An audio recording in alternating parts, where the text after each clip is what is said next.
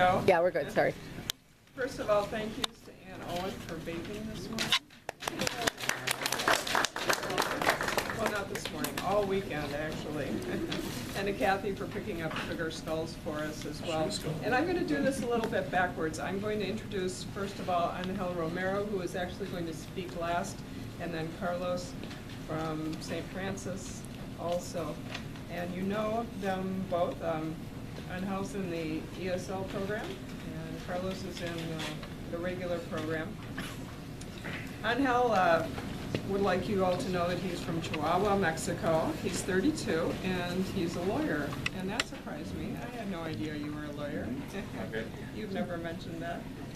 He studied at the university in Mexico, and he was working for the Latino community in the San Francisco Bay Area, and he is currently studying here at ESL, and he'll speak second. First of all, we're going to have Carlos, and he would like us to know that he's from, and I'm going to butcher this, Medellin? Medellin? Yeah, I'll have to work on that, in Colombia. And he's a first-year theology seminarian for the Archdiocese of Milwaukee. He's been in the United States for a couple of years, and he finished his ESL studies at the University of Illinois in Chicago. And he's also finished his BA in Religious Studies at Cardinal Stritch. He graduated last May. And as well, he's studied in Colombia and in Barcelona, Spain. So here to tell us a little bit about, well, I'll just leave it to you. Please welcome Carlos. So the talk is about Hispanic approach to the Day of the Dead. So I'm going to present the Colombian perspective of it, and then we'll have the Mexican perspective of it. So first, what's the way we see purgatory in Colombia?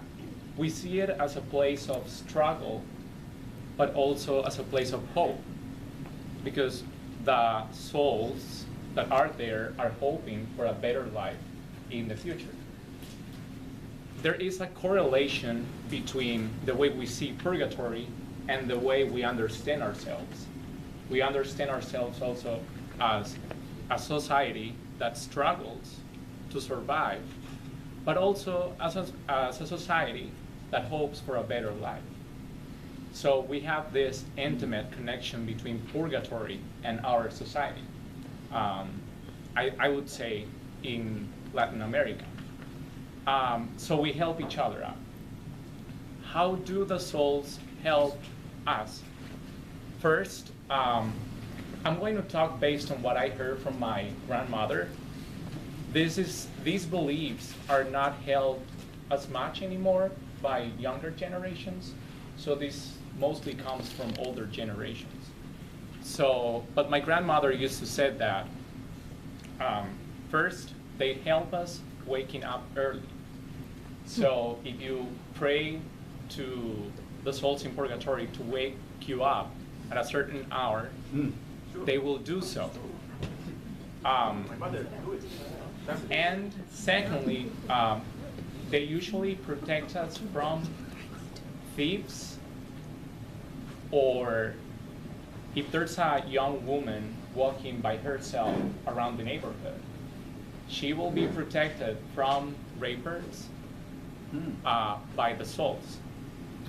Why? Because if you pray to them, the thief of the person with evil intentions, they will see people around you, but it's not people, it's the souls from purgatory. So they will think you have company, so they won't touch you. So that's the way they help us. How do we help them?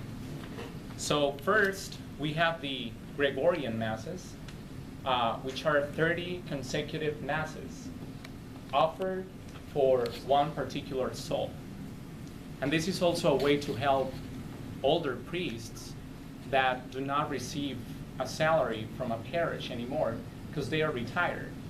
So you pay them you pay him the cost of 30 Masses, and he will offer those 30 Masses either privately or in public for that soul. So those are called Gregorian Masses. We also have the wake this is particular, I think. So Angel told me that they also do that. We leave a glass of water under the casket during the wake for the person, the deceased, to come out of purgatory and drink a little bit and relieve his or her thirst. That's during the wake. During the wake, we also pray rosaries. Then we have the funeral mass. And then after the funeral mass, we have 9 days of what we call a novena for that particular soul. And during that novena, we place a glass of water next to the picture of the deceased person for the person to come out of purgatory and relieve a little bit his or her thirst. What do we do during that novena? So we gather at the house of the deceased to accompany the family. We pray the rosary, and then we pray the novena. I translated a little bit some of the words from that novena because it's very dramatic. Because in a way, we have a dialogue with the souls in purgatory. So they talk to us asking for help. Please help us to gain eternal life sooner with your prayers. And we also talk to them. So this is I don't actually know the name in English of this part of the novena. I think it's the supplications, maybe. So it goes like this. Listen, O faithful mortals. This is a soul from purgatory talking to us. Listen, O faithful mortals, and help us to obtain that God may take us out of this suffering and grant us rest. So the soul in purgatory keeps talking. O you mortals, wait, listen, attend. It will only take you to hear us, for your compassion to be moved. Today, our affliction asks from you that you may cooperate with us, so that God may take us out of this suffering and grant us rest. So this is a dialogue between the souls and us. And then we also have the anniversary, the first year anniversary. We offer a mass. I think it also happens here. And actually every year after that, you just offer a mass for the soul of that person, either family, friend, or relative. So that's the Colombian side of it. Great, thanks.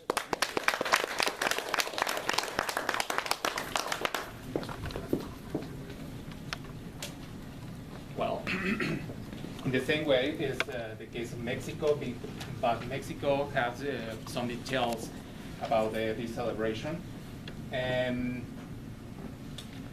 The Day of the Dead, according with the UNESCO, is the cultural heritage of humanity master prize. The UNESCO recognized this celebration international. So the tradition, this tradition is mixing between the Spain and the Mexican relation culture, and then when the Spain come to Mexico and to make the territories, the Aztecs, and the Aztecs has the proper traditions about that situation.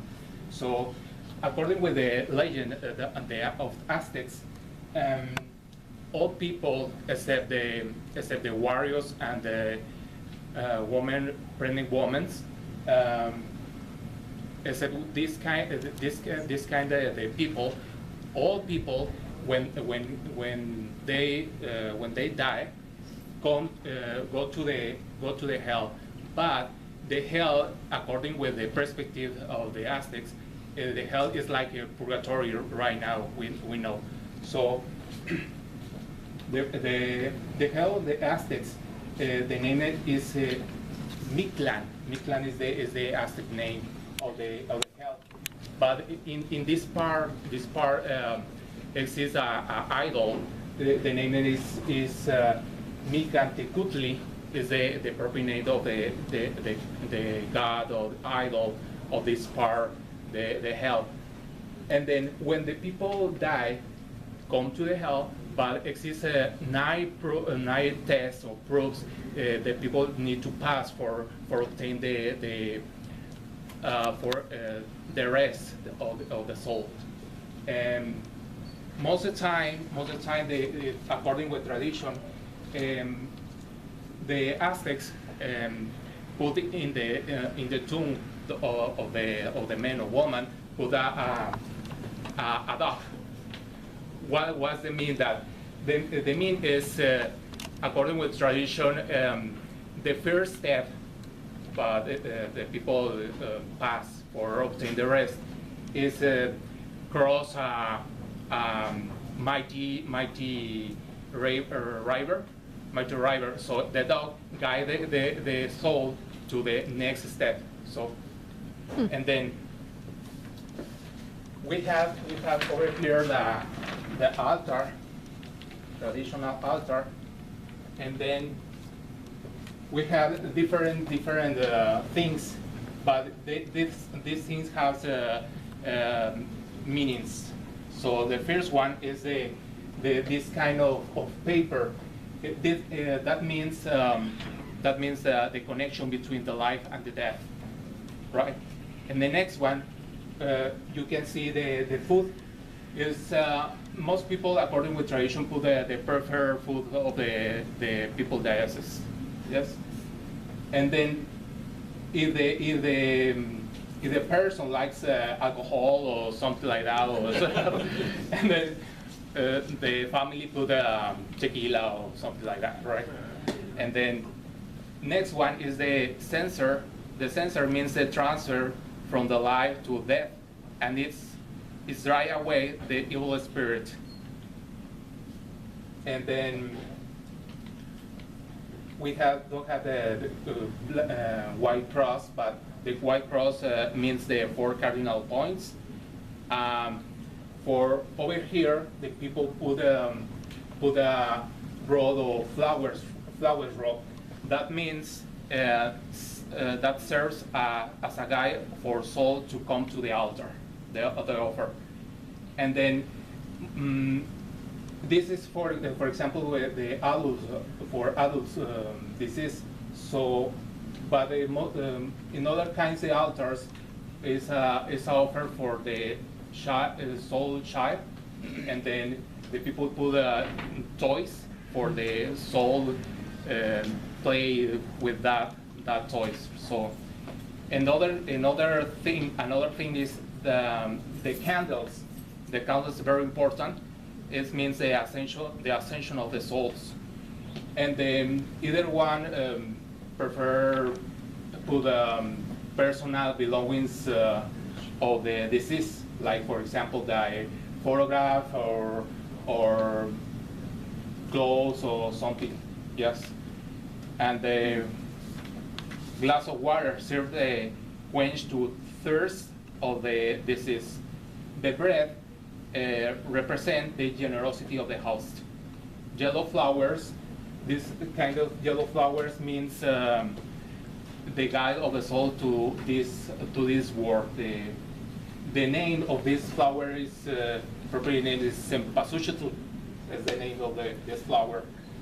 And then, well,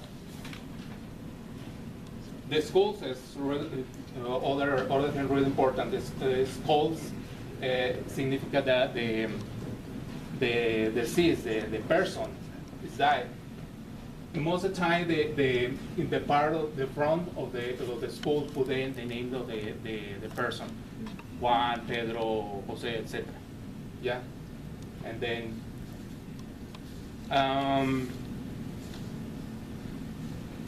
what do you do the people in this celebration? Well, the people go to the mass or religious celebration, and then after that go to the cemetery for put the offer, and they pray a rosary, and they clean the tomb, put the flowers. Yeah, most of the time people have reflection about something.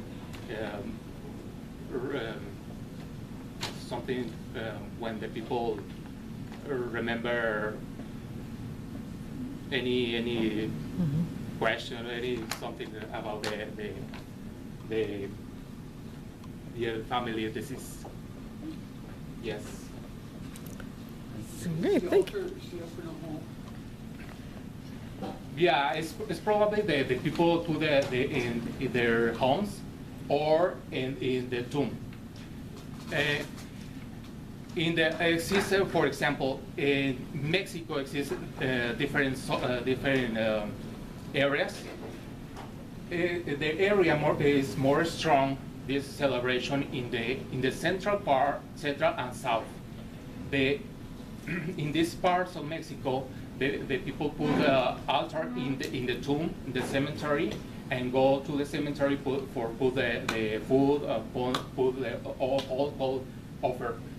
But in north part of Mexico is the people go to the mass and put a candle in honor of the deceased, their deceased. But depending with the person, yeah.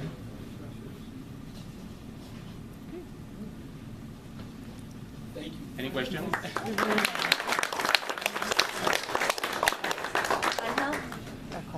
So I see behind you have a number of skulls, and you have the skulls here.